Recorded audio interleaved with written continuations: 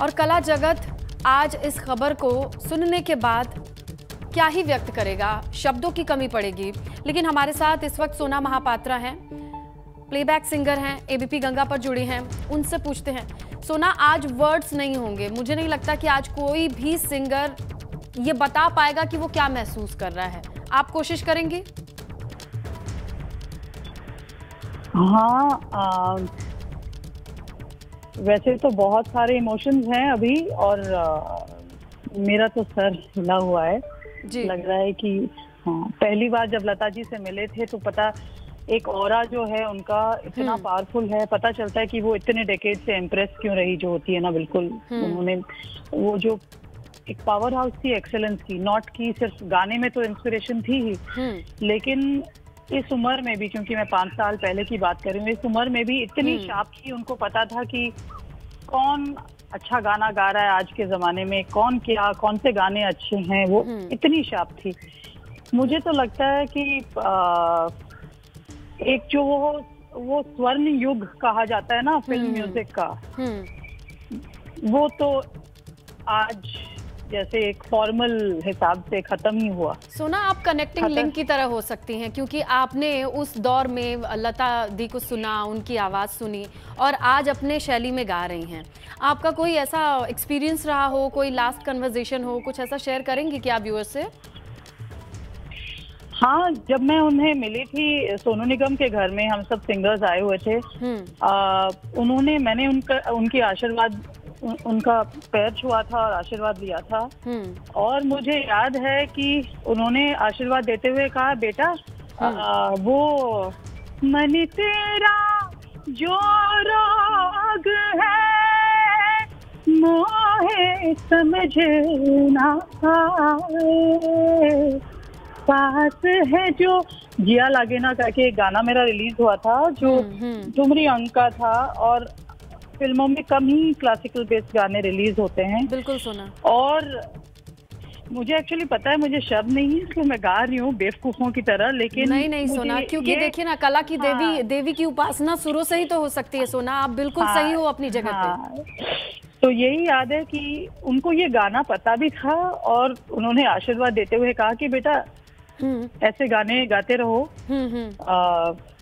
मुझे बिल्कुल जैसे अचंभित लगा था कि उनको पता भी था कि क्योंकि ये तलाश का गाना था, लेकिन इतना प्रमोट नहीं हुआ था जिया लागे ना मेरा। सोना, कहते हैं ना, हीरे की परख जौहरी को होती है। आशीर्वाद से कम नहीं रहा होगा वो आपका गीत। हिम्मत है तो थोड़ा सा एक बार गा के बताएंगे, क्योंकि हम सुनना चाहेंगे कि लता दीदी को आपका ये गीत पसंद था। अगर हिम्मत है तो सोना। गा तो लिया मैंने, पास है जो सब छोड़ के दूर को पास बुलाए, जिया लागे ना तुम बिन मोरा, जिया लागे ना तुम बिन मोरा, जिया लागे ना तुम बिन मोरा, जिया लागे ना तुम बिन मोरा। तो संगीत सीखने वाले हर एक कलाकार को आपका ये गीत बहुत रेलेवेंट लग रहा होगा, है ना? और अभी पूरे भारतवर्ष को, मेरे ख्याल से जितने जहाँ पे हिंदुस्तानी लोग हैं, पूरे ग्लोब में, पूरे दुनिया में आज का दिन क्या, ये अभी बहुत ही भारी तो लगेगा सबको। और हमें सिर्फ एक बात मेरे ख्याल से याद रखनी है कि स्वतंत्रता जब से भारत को मिली है, अगर एक, मैंने ये ट्विटर पे भी अभी जस्ट डाला क्योंकि मुझे समझ नहीं आ रहा था कि क्या बोल सकते हैं, लेकिन अगर एक ऐसा इंसान हो या स्पिरिट हो या जिसने हम पूरे भारतवर्ष को इंस्पायर किया हो, वो देवत्व भी दिलाती है जब गाना उनका हम सुनते हैं, जैसे लगता है कि कुछ कहीं ऊपर, माने हेवंस में ही हम लोग स्वर्ग में पहुंच गए। और दूसरे साइड से जब स्टूडेंट्स हो जो हो, वो हमको हमेशा याद दिलाती है कि आप हमेशा स्टूडेंट रहोगे और you can aspire for something higher. वो ना एस्पायरिंग फॉर एक्सेलेंस की बात है। और मैं पता नहीं इसे ठीक प्रोनाउंस करूं या ना, लेकिन मुझे सडनली याद आया कि आजकल हम लोग भाषा भी ऐसे जोड़ के बात करते ना, मेल जोड़ के, तो एस्पायरिंग फॉर एक्सीलेंस तो मैंने अंग्रेजी में लिख ली, लेकिन मुझे मन किया कि अगर मैं ये जेन्युइनली उनके स्पिरिट को मैं अगर श्रद्धांजलि देना चाहूँ तो मैं जाके चेक करूं कि एक्सीलेंस को हिंदी में क्या बोलते हैं, उत्कृष्टता शायद। तो मैंने जाके चेक किया ये बात, और मुझे लगा कि अगर वो जिंदगी भर हमें और पूरे भारतवर्ष को इंस्पायर करे कि कोई एवरेज चीज पे आप खुश मत रहो और थोड़ा कुछ सीखने की जानकारी रखो, मैंने भूख रखो, क्यूरियोसिटी रखो और भूख रखो, और you Aspire for the best. क्योंकि लता जी जो होती थी जब गाना गाती थी वो एक्टर्स के लिए एक्टिंग भी कर जाती थी। उनके जो मेरा हाँ। तो पर्वत के पीछे चंबेदा गांव में तो कोशिश भी ना करूं, वो क्या उसमें उन्होंने सुर लगाया तो है, वो पक्का ही रहता है उनका हमेशा, लेकिन बिल्कुल जैसे एक विजुअल आ जाता है आंखों में जब वो गाती थी। तो वो एक्टर्स को एक्टिंग करने की भी जरूरत नहीं होती थी जब लता जी गाती थी, ये मेरा सोचना है। और इतने कॉम्प्लिकेटेड गाने भी गाए हैं, जब मेरा तो बचपन का फेवरेट ये गाना रहा है, क्योंकि कोई भी कंपटीशन में जाओ लता जी का ये गाना अगर आप गा लो तो कोई आपको हरा ही नहीं सकता है। कौन सा गाना था वो सोना?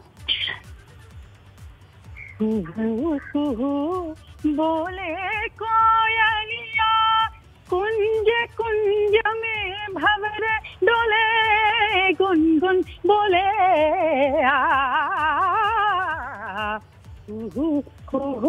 बोले कोयलिया। और मेरी आवाज भारी होती थी तो लोगों को लगता था कि मैं लता जी के नॉर्मल जो रोमांटिक गाने ना गाऊं, बिकॉज वो फिट नहीं होता था। लेकिन मेरे जैसे आवाज को भी उनके ऐसे गाने मिल जाते थे जिससे बहुत सीखने को मिलता था। और जैसे हमने तो सुना है इंडस्ट्री में कि नुसरत फतेह अली खान साहब जो उस्ताद हैं और एक दूसरे ही जॉनर के उस्ताद हैं, कवाल के, और बहुत ही दिग्गज हायर लेवल के म्यूजिशियन थे, लेकिन वो कोई अपनी रिकॉर्डिंग शुरू ही नहीं करते थे जब तक वो लता जी के फोटोग्राफ के आगे नमस्कार या जैसे श्रद्धांजलि क्या बात कर रही हैं, ही अपनी रिकॉर्डिंग करते थे। हाँ हाँ बिल्कुल, ये हमारे इंडस्ट्री में जाना हुआ एनेक्डोट है। तो वो जो है ना, वो आई थिंक उन्होंने हम। अच्छा सोना, जब आप लोग बाहर विदेश पे भी कॉन्सर्ट पे जाते होंगे तो वहाँ पे भी भारतीय आते हैं और संगीत सुनते हैं, और आपकी आवाज़ की तो एक अलग फैन फॉलोइंग है, लेकिन वहाँ पे भी लोग मिलते होंगे ना जो आपको पूछते होंगे कि लता दीदी के गानों से, या फिर ऐसा कहते होंगे कि ये गाना उनका फेवरेट है? क्योंकि मैंने तो आज तक किसी ऐसे शख्स से मुलाकात नहीं की जो बताए कि मेरे पुराने गानों में एक फेवरेट लता जी के गाने ना हो। उन्होंने तो मैंने पता नहीं कितने हीरोइंस को लॉन्च किया है। हम लोग जब कॉलेज में थे तो कॉलेज या पता नहीं,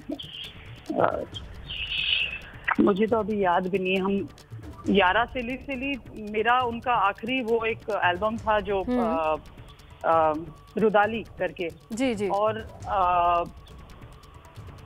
एक हृदयनाथ मंगेशकर के साथ उनका जो वो चाहे फोक गाना गाती थी, केसरिया बालम को उन्होंने पूरे विश्व में पॉपुलर कर दिया। वैसे तो राजस्थानी बहुत पॉपुलर गाना है, बट जब लता जी ने अपने हिसाब से गाया तो एक अलग जगह ही पहुंच गया। मेरे ना हस्बैंड मुझे कॉल कर रहे हैं। बिल्कुल सोना, बिल्कुल बहुत शुक्रिया एबीपी गंगा से जुड़ने के लिए, अपने अनुभव साझा करने के लिए।